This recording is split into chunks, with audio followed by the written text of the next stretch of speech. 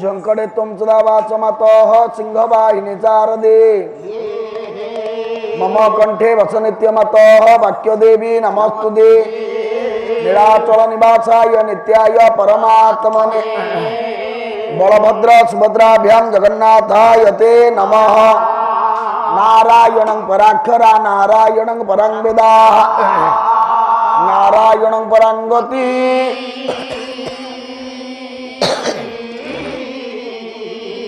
प्रभु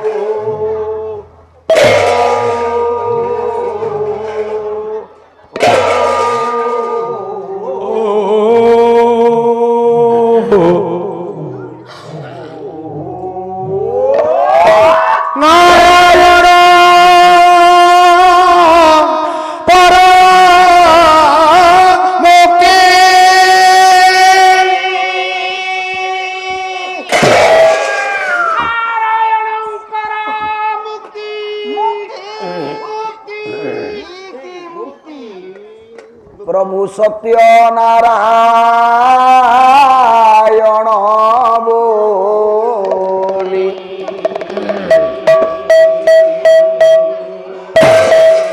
बाछी किए नाम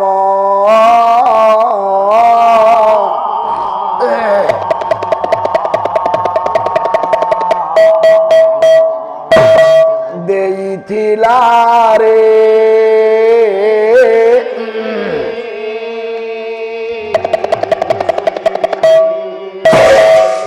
सत्य नारायण बोली बाछी के नाम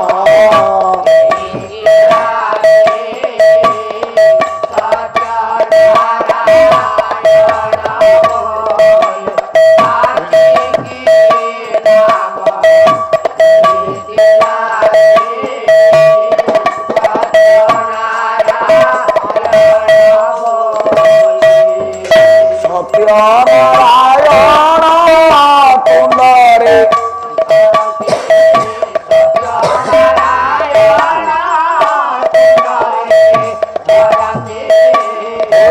कृपा चरब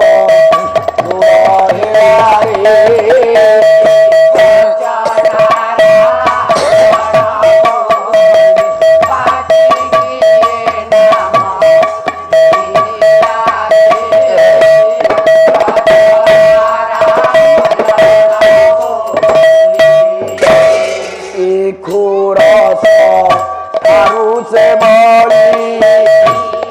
लागे मीठा गो प्रिय हरी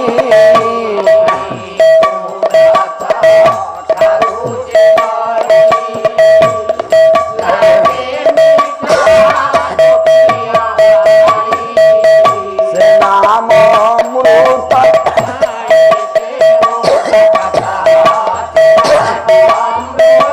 पान करी घर द्वार छाड़ी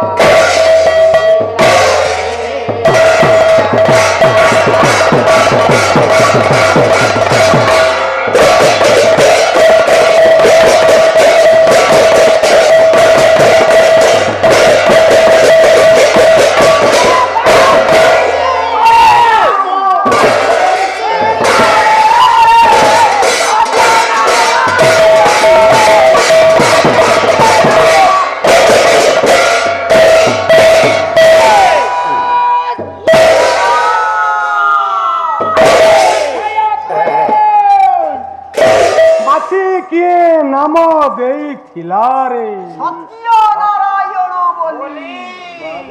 हे लोक पिता हे जगज्जन पिता ब्रह्मांड नाथ पिता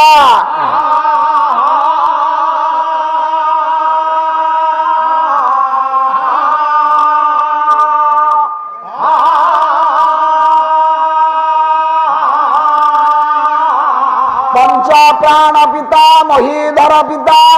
हे नाथ भूमि पिता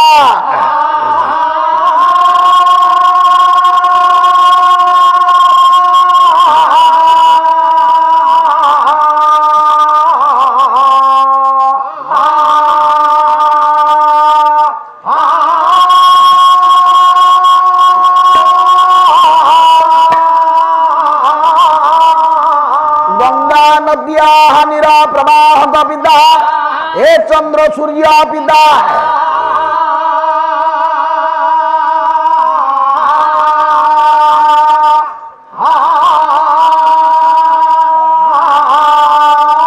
श्रीकंठ पिता हे पिता महापिता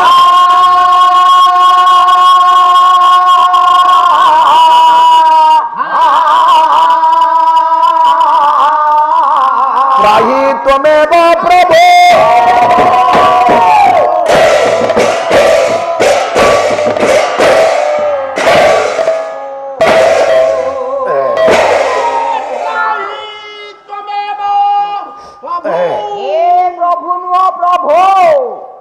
प्रभो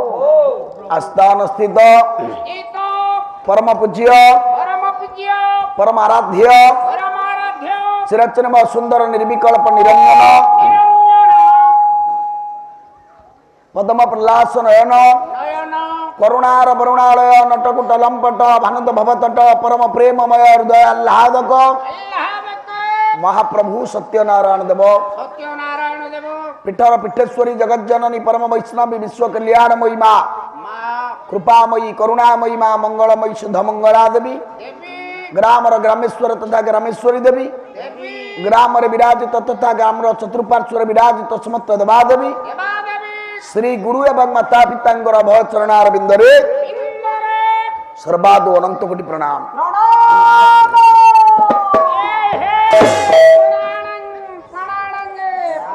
उपस्थित अमर साहित्यानुरागी भगवत रस पिपासु भगवत संत सज्जन कदम्ब दूर दूरांतर छुटिया छिटिवा भगवत रस पिपासु हरिरस पिपासु समस्त सुधी सज्जन वृंद उत्कलिया अर्जिया पुराण तोषिनी मातृकलपा भगिनीकलपा उत्कलिया गृहलक्ष्मी सती सीता चुरुपिणी प्रज्ञावादिनी पुराण तोषिनी माँ भौणी माने मोर खाली तमर तथा ये देश एवं जातिर भविष्यत कुना कुनी बाल गोपाल अतिथि सूर्य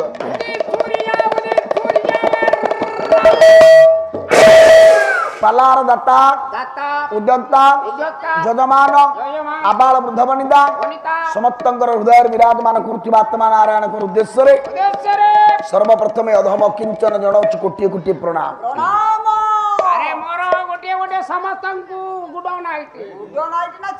बाबुरे संस्कृति संपन्न पल्ली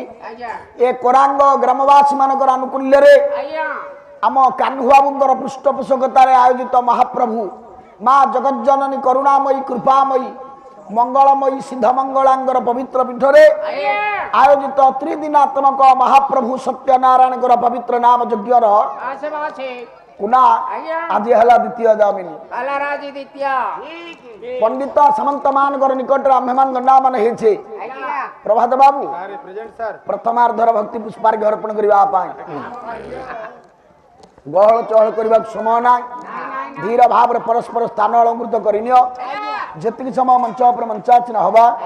निजक प्रभुंकर जन जन सेवा चिंता करी सेवारे काय मन वाक्य संपूर्ण भाव समर्पित करने चेष्टा करवा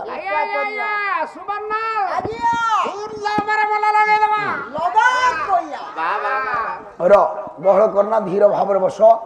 पालार मन दियो भगवान चरणार बिंदर मन दियो बहु जन्म जन्मांतर पुण्य सुकृतर फल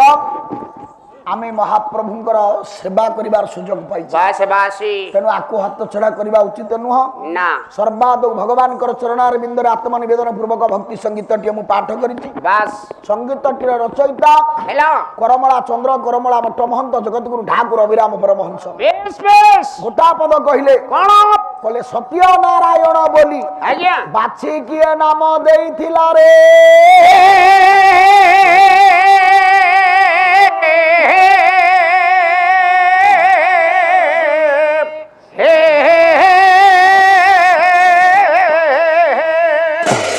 ତେଣୁ ଭଗବାନଙ୍କର ନାମକୁ ନା ଅନନ୍ତ ଅନନ୍ତ କବି କହିଲେ ହରି ଅନନ୍ତା ହରି କଥା ଅନନ୍ତା ଆଜ୍ଞା ଭଗବାନ ନିଜେ ଅନନ୍ତ ହଁ ତାଙ୍କ ନାମ ଅନନ୍ତ ଅନନ୍ତ ତାଙ୍କ ଗୁଣ ଅନନ୍ତ ଅନନ୍ତ ତାଙ୍କ କୀର୍ତ୍ତି ଅନନ୍ତ ଅନନ୍ତ ସବୁ ଅନନ୍ତ ନା ଅନନ୍ତ ଯାହାର ଅନ୍ତ ନାହିଁ ନାଇଁ ଅର୍ଥ ଶେଷ ନାହିଁ ଭଗବାନଙ୍କର ନାଁରେ ନା ନା ନା ନାହିଁ ଆଜ୍ଞା କୁନା ଆଜ୍ଞା ଅନନ୍ତ କିଏ ଅନନ୍ତ କିଏ ଯାହାକୁ ବଳରାମ ଦାସ କହିଲେ କଣ କହିଲେ କହିଲେ ଅନନ୍ତ ନାମେ ଅନ୍ତ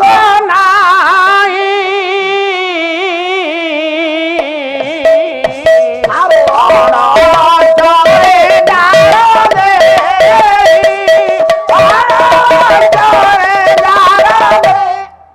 ଅନନ୍ତ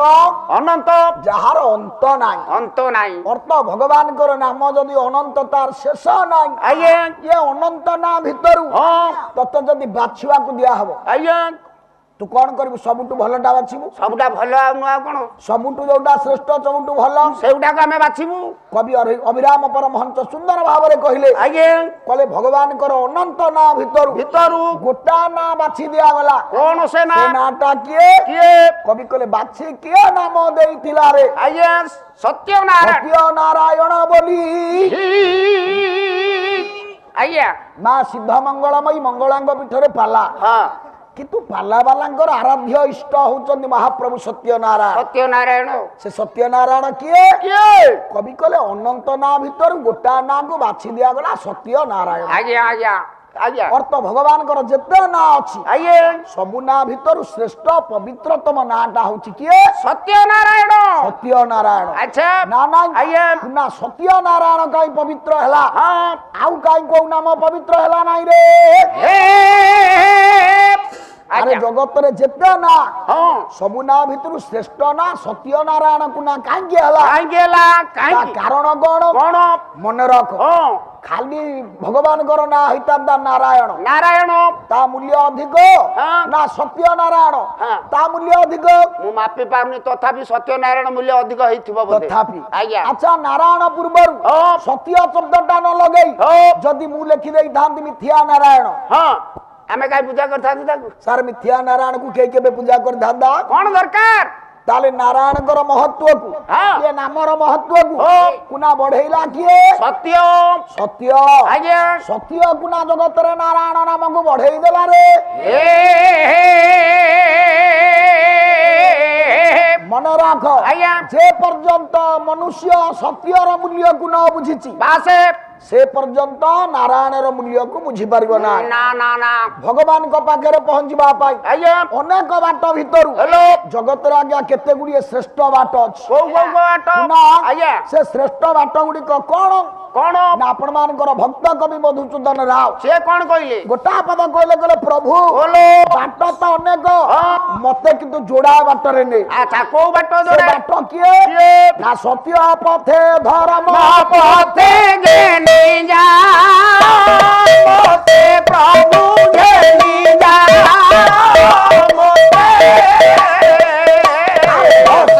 ଅପରାଧ ମୋର ତବ ପ୍ରେମ ସ୍ରୋତେ ପ୍ରଭୁ ପରମ ଶରଣ ପ୍ରଭୁ ପରମ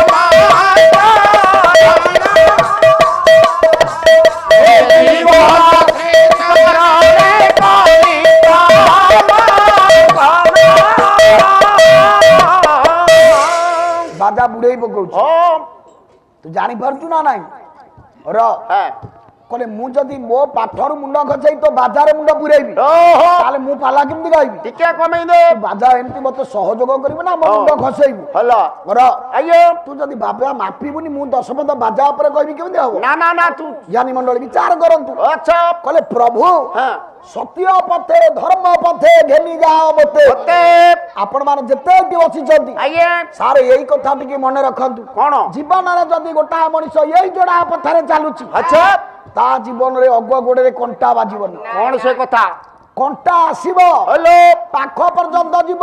ସେ କିନ୍ତୁ କଷ୍ଟ ଫୁଟିବ ହେଲା ଭଳି ଲାଗିବ ଲାଗିବ କିନ୍ତୁ କିଛି ଅସୁବିଧା ହବନି। ସେତି କିଛି କରିବନି ସେ ପଥ ଯୋଡିକ କିଏ କିଏ ନା ଗୋଟାଏ ହଉଛି ସତ୍ୟର ପଥ ଆଉ ଗୋଟେ ଆଉ ଗୋଟା ହଉଛି ଧର୍ମର ପଥ। କହିଲା ଯୋଉ ମଣିଷ ସତ୍ୟ ପଥରେ ଚାଲେ ଚାଲେ ମଉସା ଆପେ ଆପେ ତା ପାଇଁ ଧର୍ମର ବାଟଟା ପରିଷ୍କାର ହେଇଯାଏ। ଠିକ ଆଉ ସତ୍ୟ ବାଟରେ ଧର୍ମ ବାଟରେ ଚାଲିବା ମଣିଷ ହଁ ଭଗବାନଙ୍କ ପ୍ରେମରେ ଉବୁଟୁବୁ ହୁଏ ରେ।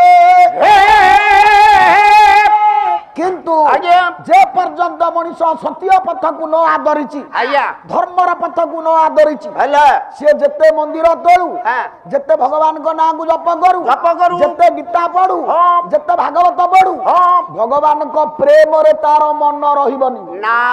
କାହିଁକି ଆଜ୍ଞା କାହିଁକି କଣ ହବ କଣ ହବ ଅଭିରାମପର ମହଞ୍ଚ କଣ କହିଲେ ଲୋ କୋଇଲି ଟପ ଟପ ମାରା ଗଡୁଆ ହସିଲୋ କୋଇଲି ଲୋ କୋଇଲି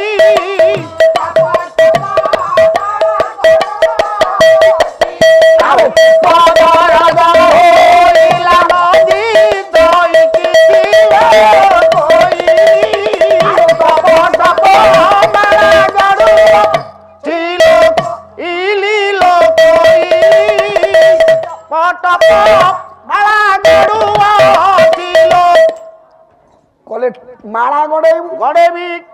ମାଳାର ଯଦି ମନ ନାହିଁ ନାଇଁ ମାଳା ଜପ କରିବାର କିଛି ଫଳ ମିଳିବ? ନା ମନ ତ ନାଇଁ ଫଳ ଆସିବ କୁଆଡୁ ପଇସା ଖାଲି ଟିପଟା ଦରଜ ହବା ସାର ହବ ସିନା ହେଲା ହେଲା କିନ୍ତୁ କିନ୍ତୁ ଫଳ ମିଳିବନି। ନାଇଁ କୁନା ମାଳା ଗଡେଇଲା ବେଳେ ମାଳାରେ ମନ ନଥିଲେ ଓହୋ ଯେମିତି ଟିପ ଦରଜ ହବା ସାର ସିନା ମାଳାରେ ଫଳ ମିଳିବନି। ନାଇଁ ଠିକ ସେଇ ପ୍ରକାର ହଁ ଭଗବାନ ଇଏ ଆମେ ଯଦି ଯେପର୍ଯ୍ୟନ୍ତ ସତ୍ୟ ପଥରେ ଆଉ ଧର୍ମ ପଥରେ ଯାଇନେ ନାଇଁ ଆମେ ଯେତେ ଭଗବାନଙ୍କୁ ଡାକିଲେ ବାସେ କିଛି ମୂଲ୍ୟ ନାହିଁ ମୂଲ୍ୟ କିଛି ନାହିଁ। ଭଗବାନଙ୍କ ପ୍ରେମରେ ମନ ଆମର ଉବୁଟୁବୁ ହବନି। ନା ନା ତେଣୁ କବି କହିଲେ ପ୍ରଭୁ ହଁ ଯୋଡା ତ ବାଟ ବାଟ ଗୋଟା ସତ୍ୟର ବାଟ ଆଉ ଗୋଟେ ଗୋଟା ଧର୍ମର ବାଟ ବାଟ। ଇଏ ସତ୍ୟ ପଥରେ ଧର୍ମ ପଥରେ ମୁଁ ଚାଲିଲେ ହେ ହେ ଆପଣଙ୍କ ପ୍ରେମରେ ମୋ ମନ ଉବୁଟୁବୁ ହବ।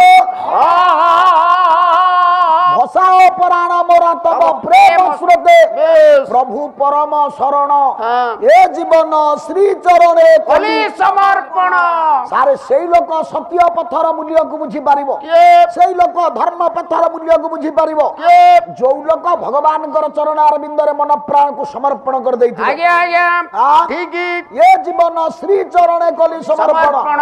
ଯଦି ସତ୍ୟ ପଥରେ ଚାଲୁନୁ ଆଜ୍ଞା ତାହେଲେ ଭଗବାନଙ୍କର ଏ ପ୍ରେମକୁ ତୁ ଅନୁଭବ କରିପାରିବୁ ନାଇଁ ନାଇଁ ତୁ ମନେ ରଖ। ହଁ। ଆଚ୍ଛା ଦୁନିଆରେ ସତ କଣ କହିଲୁ ସତ୍ୟ କାହାକୁ କହିବା ସତ୍ୟ? ସତ୍ୟ କଣ କହ ସତ୍ୟ ଏଠି ପାଲା ହଉଛି ସତ୍ୟ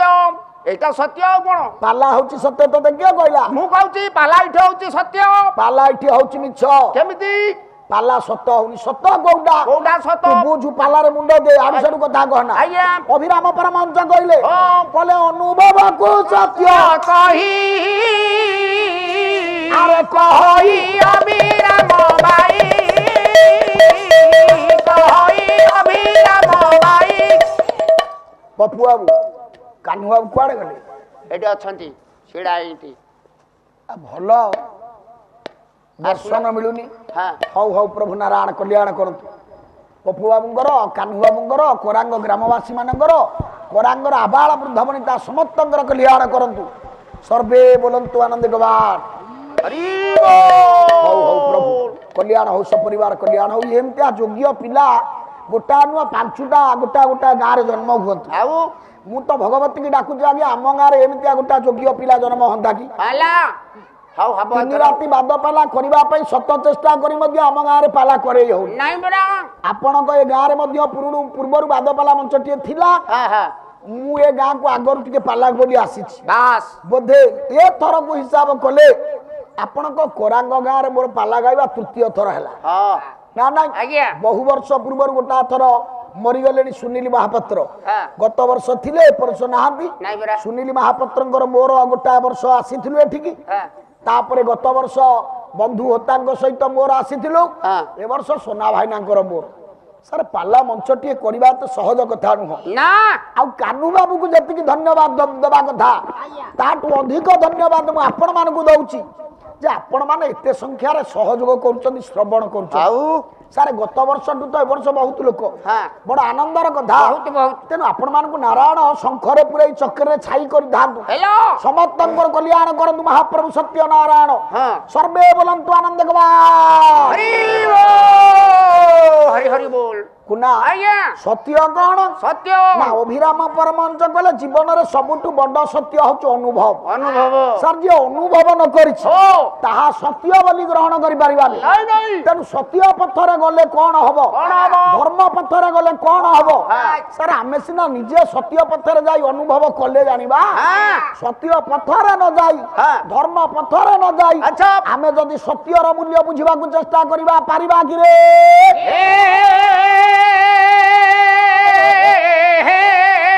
ସତ୍ୟର ମୂଲ୍ୟ କଣ କଣ ନା ଜଗତରେ ଯେତେ ନା ମୁଁ ଯେମିତି କହିଲି ସବୁଠୁ ମୂଲ୍ୟବାନ ସତ୍ୟ ନାରାୟଣ ଆଜ୍ଞା ଆଜ୍ଞା ଇଏ ନାରାୟଣଙ୍କ ନାଁଟାକୁ ଏତେ ମୂଲ୍ୟବାନ କରିଦେଇଛି ଆଜ୍ଞା ଗୋଟାଏ ଶବ୍ଦ ସେ ସତ୍ୟ ସତ୍ୟ ନାରାୟଣ ପୂର୍ବରୁ ଯଦି ସତ୍ୟ ଚନ୍ଦନ ଲାଗିଥାନ୍ତା ଆଚ୍ଛା ଆଚ୍ଛା ନାରାୟଣ ଆଜି ପୂଜା ପାଉନଥାନ୍ତେ ଇଏ ଆଜ୍ଞା କାଇଁ ପୂଜା କରିଥାନ୍ତା ଆପଣ ଚିନ୍ତା କରନ୍ତୁ ଓ। ତାହେଲେ ସତ୍ୟ ନାରାୟଣକୁ ପୂଜା କରିଛି ଆଜ୍ଞା ଜଗତରେ ଯେତେ ପଥ ଓହୋ ସବୁଠାରୁ ଶ୍ରେଷ୍ଠ ପଥ ହଉଛି ସତ୍ୟର ପଥ ସତ୍ୟ ପଥ ପୁନା ଜଗତରେ ସବୁ ଅନୁଭବ ଠାରୁ ଶ୍ରେଷ୍ଠ ଅନୁଭବ ହଉଛି ସତ୍ୟର ଅନୁଭବ ଆଜ୍ଞା ଆଜ୍ଞା ଆଉ କଣ କଣ କାନ୍ତ କବି ଲକ୍ଷ୍ମୀକାନ୍ତ ମହାପାତ୍ର ସିଏ କଣ କହିଲେ ଗୋଟା ପଦ କହିଲେ କଣ କହିଲେ ସତ୍ୟ ସର୍ବଗୁଣ ମଧ୍ୟରେ ସତ୍ୟ ସର୍ବଗୁଣ ମଧ୍ୟରେ ତାର ସତ୍ୟ ସର୍ବଗୁଣ ମଧ୍ୟରେ ତାର ସତ୍ୟ ସର୍ବଗୁଣ ମଧ୍ୟରେ ତାର ସତ୍ୟକୁ କରିବୁ ବଳାର ହାର ସତ୍ୟକୁ କରିବୁ ବଳାର ହାର ସଦା ସତ୍ୟ ଥିବୁ ରଖିଦେ ସଦା ସତ୍ୟ ଥିବୁ ରହିଦେ ସଦା ସତ୍ୟ ଥିବୁ ରଖିଦେ ସଦା ସତ୍ୟ ଥିବୁ ରଖିଦେ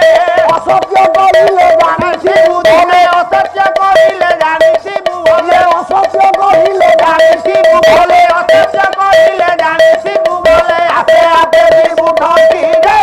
ଆପେ ଆପେ ଯିବୁ ଠକିଦେ ଆପେ ଯିବୁ କିଦେ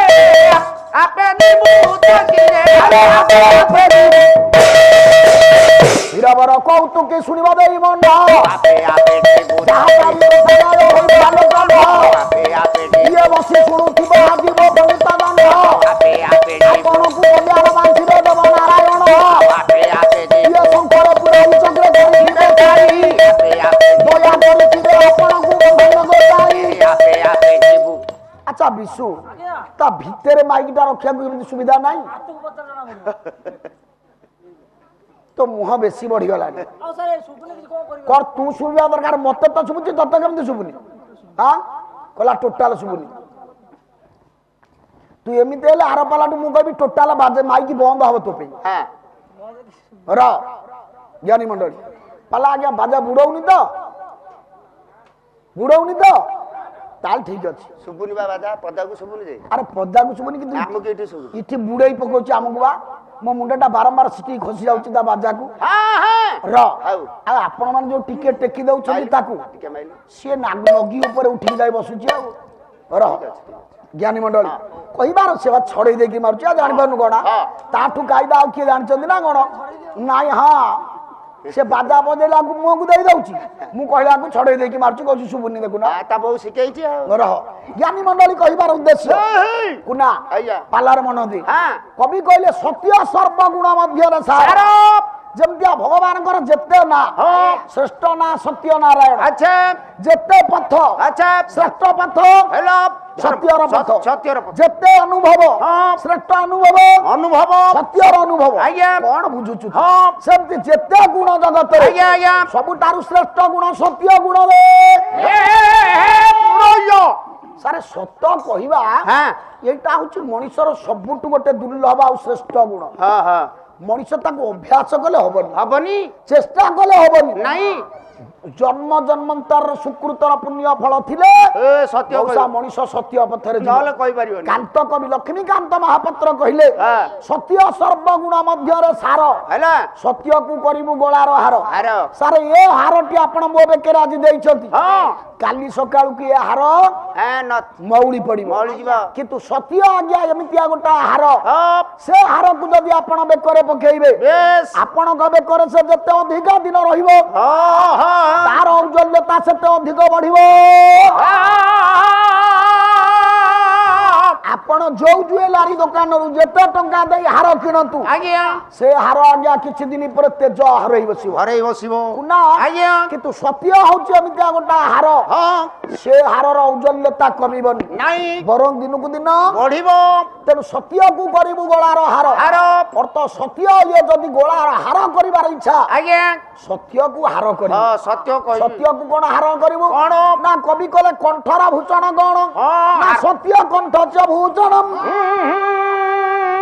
ଆଜ୍ଞା। ଶାସ୍ତ୍ର କହିଛି ହଁ। ତାହେଲେ ହସ୍ତସ୍ୟ ଭୂଷଣମ୍ ଦାନ ସତ୍ୟ କଣ୍ଠସ୍ୟ ଭୂଷଣମ୍ ଅର୍ଥ ହାତର ଅଳଙ୍କାର ହଉଛି ଦାନ ସାରେ ହାତର ଅଳଙ୍କାର ସୁବର୍ଣ୍ଣ କଙ୍କଣ ନୁହଁ ନାଇଁ ନାଇଁ ହସ୍ତସ୍ୟ ଭୂଷଣମ୍ ଦାନମ୍ ଦାନ କୁନା ଆଜ୍ଞା ଶାସ୍ତ୍ର ସ୍ୱତ୍ରସ୍ୟ ଭୂଷଣମ୍ ଆଜ୍ଞା କାନର ଭୂଷଣ କଣ ଭେଣ୍ଡି ନା ପେଣ୍ଡି ନୁହଁ ଆଉ ଫୁଲ ନୁହଁ ଆଉ କର୍ଣ୍ଣପୁର ନୁହଁ ଆଉ କଣ ନା କାନର ଭୂଷଣ ହଉଛି ଶାସ୍ତ୍ର ବଚନ ଏ ଶାସ୍ତ୍ର ବଚନ ଶୁଣିବା ଦରକାର ଆପଣ ମାନେ ବସିଛନ୍ତି ଆଜ୍ଞା ମୁଁ ଶାସ୍ତ୍ର କଥା ଗୁଡିଏ ଯଦି କହିଲି ହଁ ସେ କାନ ଶୁଣିଲେ ଆଜ୍ଞା ପବିତ୍ର ହବ ଠିକ ମୁଁ ଯଦି ଅବାସ୍ତବ ଅବାନ୍ତର କଥା ଗୁଡିଏ କହିବି ହେଲା ହେଲା ସାର୍ ସେଥିରେ କର୍ଣ୍ଣ ପବିତ୍ର ହବନି ଅପବିତ୍ର ତେଣୁ କାନର ଭୂଷଣ କୁଣ୍ଡଳ ନୁହଁ ନାଇଁ ନାଇଁ କର୍ଣ୍ଣପୁର ନୁହଁ ନାଇଁ ପେଣ୍ଡି ନୁହଁ ନାଇଁ କାନର ଭୂଷଣ ଶାସ୍ତ୍ର କଥା ଶୁଣିବା ବେଶ କୁନା ଆଜ୍ଞା କଣ୍ଠର ଭୂଷଣ କଣ ସତ୍ୟ କଣ୍ଠସ୍ୟ ଭୂଷଣ ଆଜ୍ଞା ସତ୍ୟ ହଉଛି କଣ୍ଠର ଭୂଷଣ ଭୂଷଣ ଇଏ ଭୂଷଣକୁ ଯିଏ ପରିଧାନ କରିଛି ହଁ ଭୂଷଣ କିମ୍ ପ୍ରୟୋଜନମ୍ ହଁ ତାର ଆଉ ଅଳଙ୍କାରରେ ଲାଭ